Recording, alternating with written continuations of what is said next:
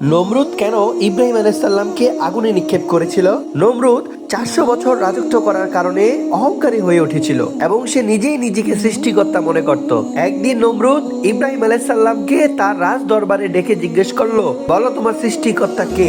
নমরুদ ভেবেছিল ইব্রাহিম আলাইসাল্লাম তাকে সৃষ্টিকর্তা বলবে, কিন্তু নবী ইব্রাহিম আলাইসাল্লাম তার জবাবে বলল, আমার সৃষ্টিকর্তা তিনি, যিনি জীবন দিতে পারে এবং জীবন নিতে পারে। নমরুদ বলল, আমিও তো জীবন দিতে পারি এবং জীবন নিতে পারি। কথা বলে নমরুদ দুজন ব্যক্তিকে ডেকে একজনকে হত্যা করলো এবং আরেকজনকে জীবিত রাখলো।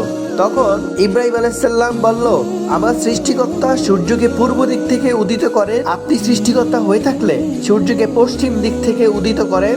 কথা শুনে নমরুদ অবাক হয়ে গেল। সে তার পরাজয় মেনে নিতে পারল না। তাই সে নবী ইব্রাহিম আলাইসাল্লামকে জ্বলন্ত পুড়িয়ে মারার নির্দেশ জারি করলেন এবং ইব্রাহিম আলাইসাল্লামকে জীবন্ত অবস্থায় আগুনে নিক্ষেপ করা হলো।